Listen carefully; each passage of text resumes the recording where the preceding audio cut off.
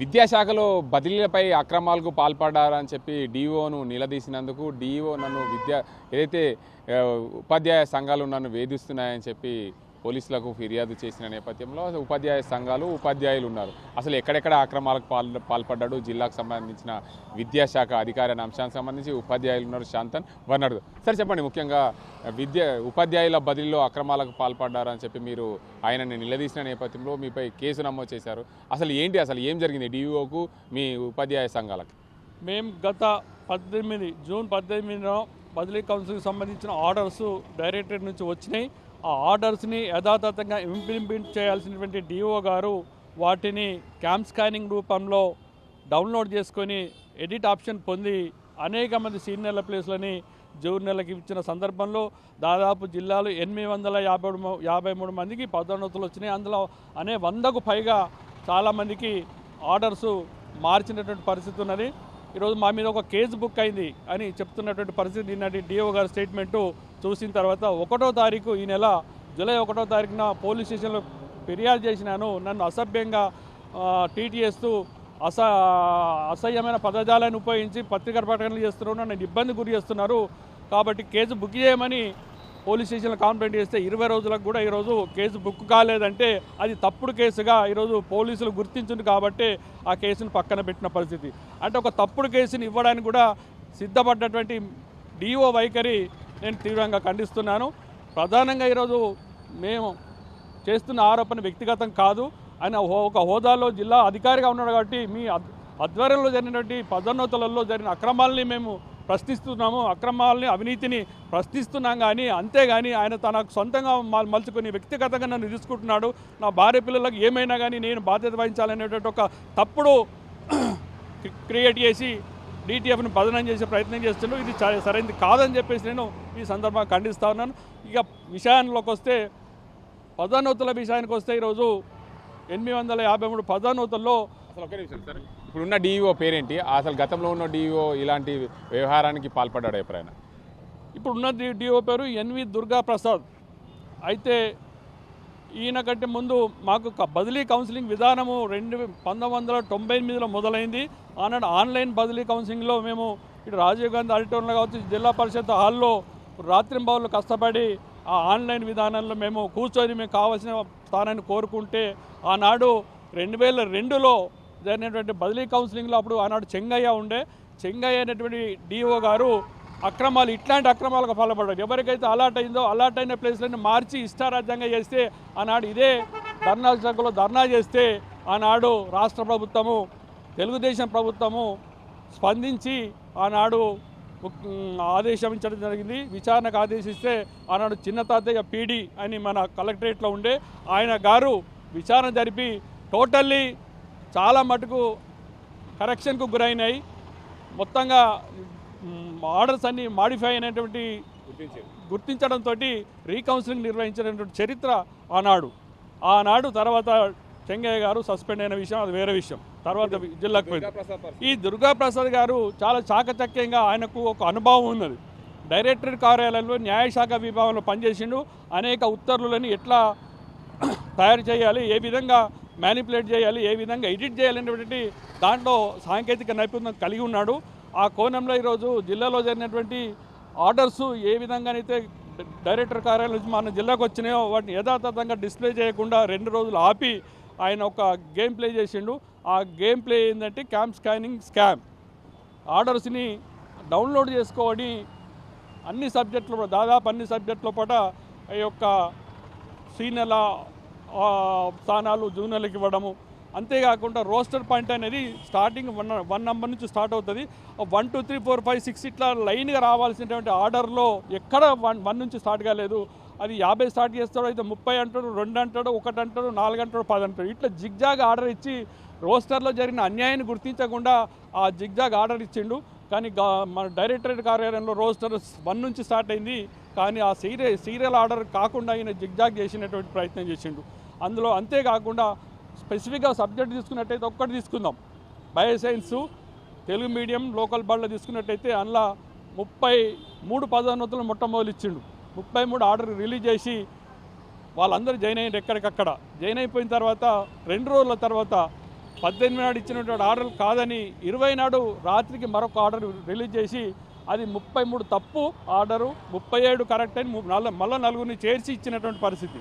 అయితే దాంట్లో ఆ నలుగురు అదనంగా చేరడం కాదు కానీ 33 ఉన్నటువంటి ఉపాధ్యాయుల స్థానాలన్నీ మార్చినటువంటి పరిస్థితి. ఉదాహరణ చూసినట్టయితే తాళరాంపూర్కు అలాట్ అయినటువంటి ఒక ఉపాధ్యాయురాలకి అంజమ్మ అనే ఆమెకు దరిపల్లి తీసుకురావడం జరిగింది. దరిపల్లిలో ఉన్నటువంటి శైలజ అనే అమ్మాయిని కొండూరు పంపించడం జరిగింది. కొండూరులో ఉన్నటువంటి పద్మజ అనే అమ్మాయిని కొండాపూర్కి ఇవ్వడం, కొండాపూర్లో పోస్టింగ్ అయినటువంటి మరొక టీచర్ డి శ్రీనుని కోటగిరి మండలం కొత్తపల్లికి పంపడం, కొత్తపల్లిలో అలాట్ అయినటువంటి ఆయన విజయ్ కుమార్ని ఏరుగట్లకు పంపడం. ఇట్లా ఆర్డర్ని మార్చి ఒక్కళ్ళని చేంజ్ చేయడం వల్ల దరిపల్లికి తీసుకురావడం వల్ల అందరినీ చేంజ్ చేసి ఆయన గేమ్ ప్లే చేసిండు. 2 ఆర్డర్ల మధ్య ఈ వైరుధ్యం ఎందుకుంటుంది? ఎన్ని ఆర్డర్లు వచ్చినా కానీ ఆ సంఖ్య ఆ యొక్క స్థానాలు మారకూడదు. అదనంగా ఇచ్చిన వాళ్ళే అది పక్కన పెడదాం, అదనంగా ఇవ్వడం ఎంతవరకు కరెక్టో చూద్దాం. కానీ అయితే అందులో ఎస్టీ రోస్టర్ పైన 33 అది బ్యాక్లాగ్ అయింది, క్యాండిడేట్ లేడన్నాడు. కానీ అందుకు కావాల్సిన క్యాండిడేట్ ఉన్నాడు, ఆయనకు దాచి ఆ 33 ఆర్డర్లో ఆయన పేరు లేదు. కానీ ఎరుగట్లుగా మొత్తం సొంతంగా ఒక ఆర్డర్ ఇచ్చి పంపించిన పరిస్థితి.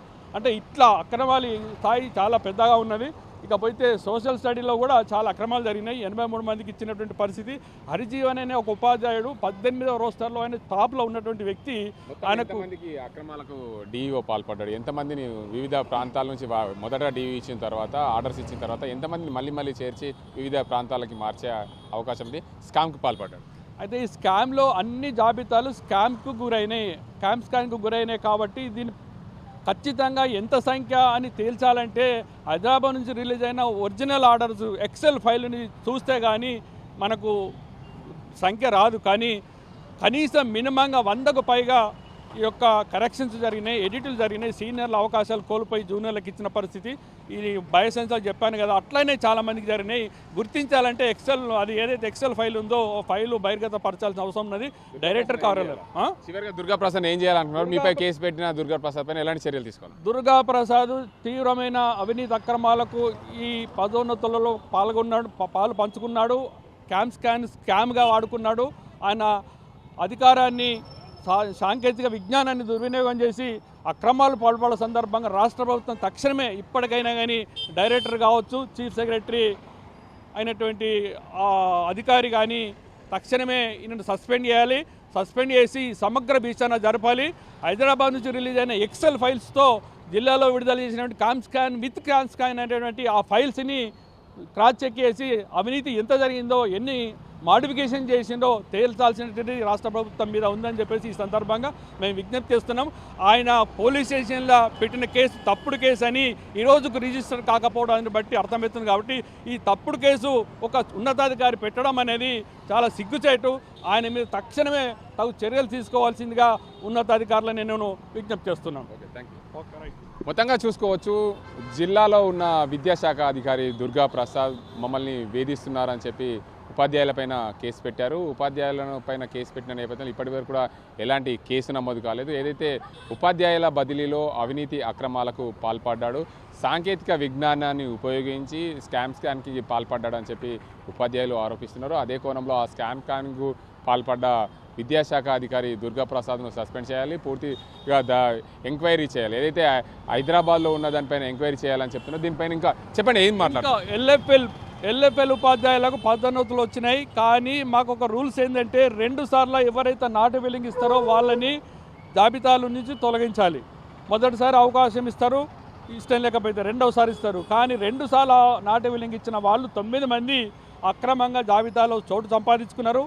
ఈ విషయంలో అవినీతికి పాల్పడ్డట్టుగా స్పష్టంగా అర్థమవుతుంది. ఎందుకంటే 1998 డిఎస్సి స్టార్ట్ అయింది ఇప్పుడు. కానీ 89 డిఎస్సి 9 మందికి ఇవ్వడం అంటే ఇది 2 సార్లు గత 2015లో 9 ఏళ్ల క్రితమే వాళ్ళు 2 సార్లు నాటు వెలింగ్ ఇచ్చి అవకాశం కోల్పోయినటువంటి 9 మందికి కూడా ఈరోజు పదోన్నతులు కల్పించినటువంటి డిఓ దీని మీద కూడా సమగ్ర విచారణ జరగాలని చెప్పేసి నేను డిమాండ్ చేస్తున్నాను. ఓకే, ముఖ్యంగా చూసుకోవచ్చు, ఏదైతే డిఓ అవినీతి అక్రమాలకు సాంకేతిక పరిజ్ఞానాన్ని ఉపయోగించి అవినీతి అక్రమాలకు పాల్పడ్డాడు, స్కానింగ్ అక్రమాలకు పాల్గొన్నారు. ఎందుకంటే విద్యాశాఖలో బదిలీలు రాష్ట్ర ప్రభుత్వం బదిలీలు చేపట్టినప్పటికీ పూర్తిస్థాయిలో డైరెక్టర్ కార్యాలయం నుండి ఏదైతే బదిలీలో రోస్టర్ వచ్చిందో అదేవిధంగా బదిలీలు చేయకుండా దాన్ని ఎడిట్ చేసి స్కానింగ్ పాల్పడ్డారని చెప్పి ఉపాధ్యాయులు ఆరోపిస్తున్న నేపథ్యంలోనే వారిపైన కేసు పెట్టాడు డిఈఓ అని వీరు చెప్తున్న పరిస్థితి. ఏదేమైనప్పటికీ ఉన్నత శాఖ ఏదైతే ఉన్నత విద్యాశాఖ అధికారి ఇలాంటి కేసు ఉపాధ్యాయులపైన కేసు పెట్టడం విచారకరం. ఇలాంటి తప్పుడు